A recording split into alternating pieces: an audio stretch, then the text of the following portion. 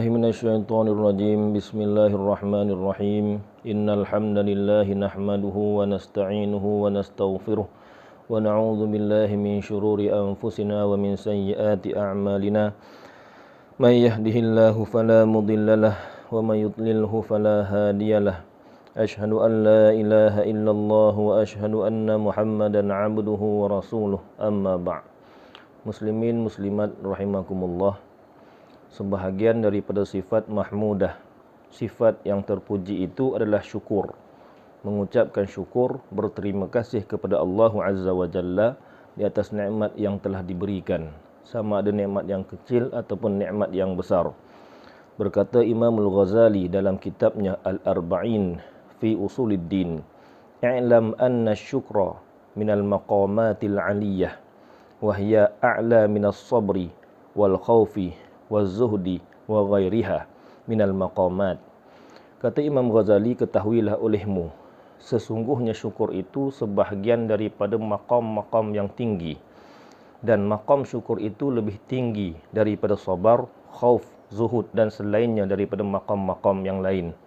Jadi Imam Ghazali mengatakan bahawasanya maqam sifat mahmudah yang paling tinggi itu adalah syukur. Kerana apa? Kerana syukur itu tidak berputus, berkekalan sampai ke dalam syurga. Satu-satunya sifat mahmudah yang berpanjangan, yang berterusan, yang berkekalan sampailah ke dalam syurga adalah syukur.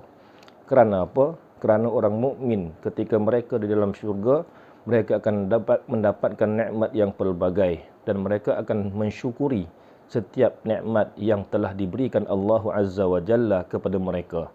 Jadi sifat syukur ini berterusan daripada dunia sampailah ke dalam syurga. Adapun sifat-sifat yang lain seperti khauf, sabar, zuhud dan sebagainya, itu tidak ada di dalam syurga, kata Imam Al-Ghazali.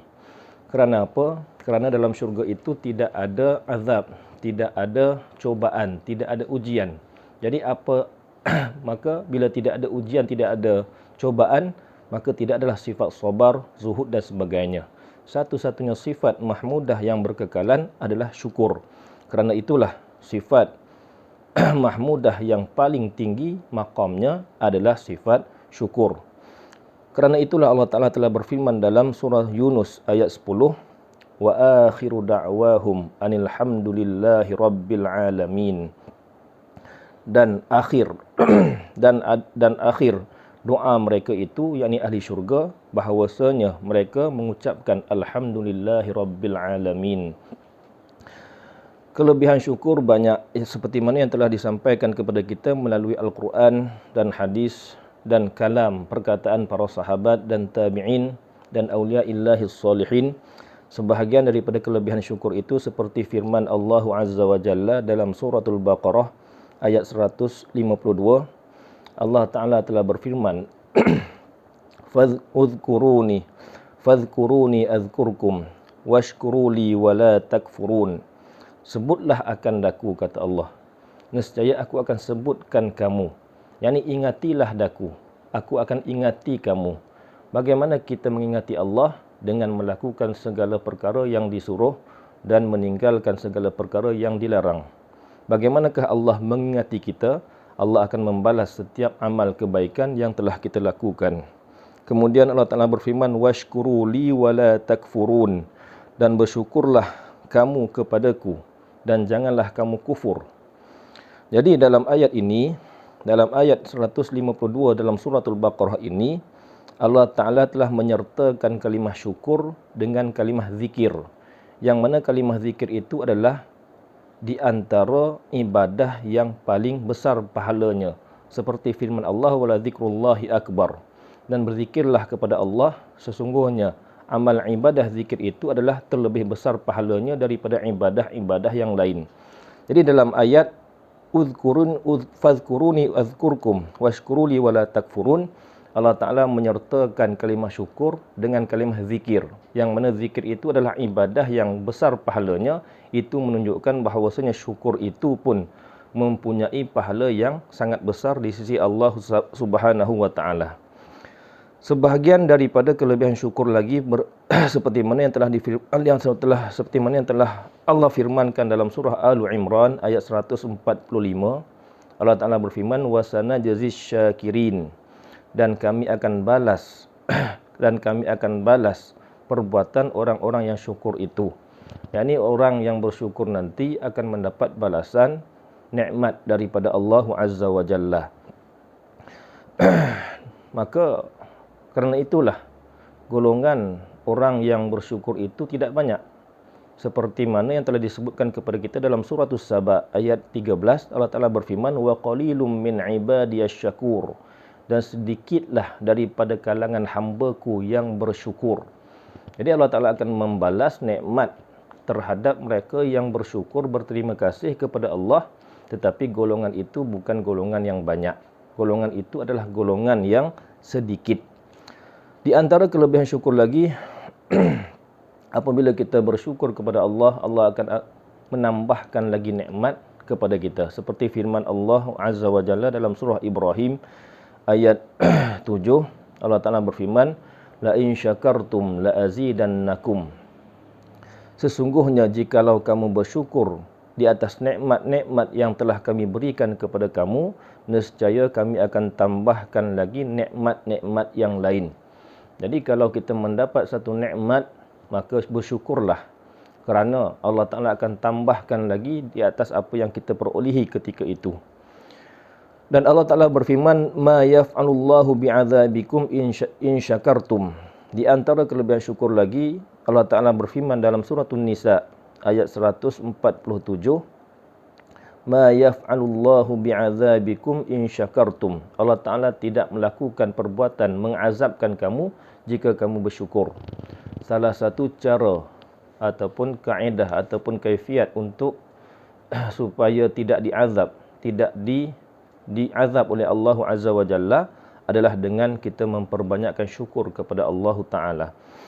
Nabi SAW telah bersabda, at-ta'imus syakiru bimanzilatis sha'imis sabiri.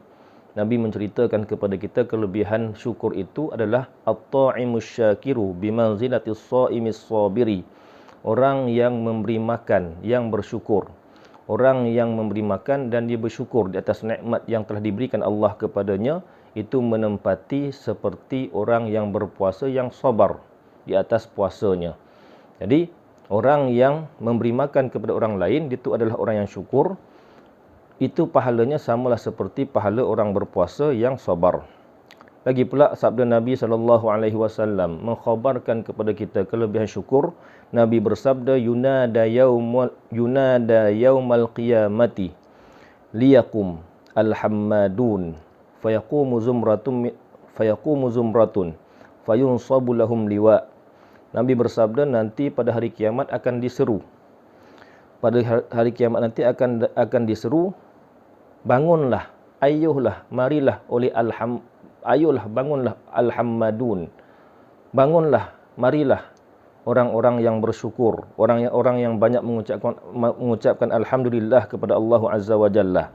Maka tiba-tiba bangkit satu jamaah daripada manusia, kemudian didirikan kepada mereka satu panji, satu bendera.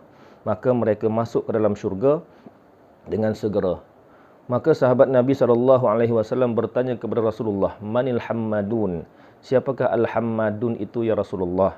Siapakah orang yang banyak memuji Allah itu, yang sehingga Allah Ta'ala muliakan mereka, Allah Ta'ala menyuruhkan mereka masuk ke dalam syurga? Maka Nabi SAW bersabda, alladzina yashkurunallaha ala kulli halin. Iaitulah orang yang bersyukur kepada Allah di atas setiap kelakuan, dalam setiap keadaan. Jadi kalau kita sentiasa mengucapkan alhamdulillah sebagai tanda syukur kepada Allah di atas nikmat yang besar ataupun kecil, maka kita termasuklah dalam golongan alhammadun yang dimaksudkan oleh Nabi SAW. Dan Nabi SAW bersabda, Alhamdulillahi rida'ur rahman. Orang yang mengucapkan Alhamdulillah itu adalah ia memakai selendang Tuhan yang bersifat Ar-Rahman. Apa maksud? Yakni barang siapa yang membanyakkan syukur dengan mengucapkan Alhamdulillah pada setiap kelakuan, Allah menganugerahkan kepadanya dengan beberapa rahmatnya. Allah Ta'ala akan anugerahkan kepadanya dengan beberapa rahmatnya. Dalam sebuah hadis yang lain, Nabi SAW bersabda, At-tahadduthu bi ni'matillahi syukrun. Wa man lam yashkuril qalila wa lam yashkuril kathir. Wa man lam yashkurin nasa lam yashkurillaha tabaraka wa ta'ala. Nabi bersabda, At-tahadduthu bi ni'matillahi syukrun. Kita menceritakan kepada orang lain, kita mengkhabarkan kepada orang lain tentang nikmat Allah yang telah diberikan kepada kita. Kata Nabi, itu syukur. Kita menceritakan nikmat yang telah diberikan Allah kepada kita, kepada orang lain, itu dinamakan syukur. Dan Nabi bersabda, barang siapa yang tidak mensyukuri di atas perkara yang sedikit, nescaya dia tidak mensyukuri di atas perkara yang banyak. Dan Nabi bersabda lagi, barang siapa yang tidak bersyukur kepada manusia, tidak mengucapkan terima kasih kepada manusia, nescaya dia tidak bersyukur kepada Allah Azza wa Jalla. Jadi dengan beberapa ayat dan hadis yang telah kita bacakan tadi, mudah-mudahan Allah Ta'ala merezekikan kita bersifat dengan sifat mahmudah ini, yang adalah sifat syukur, yang mana sifat syukur itu berkekalan di dunia sampailah di hari akhirat. Sekian, wabillahi taufiq wal hidayah. Assalamualaikum warahmatullahi wabarakatuh.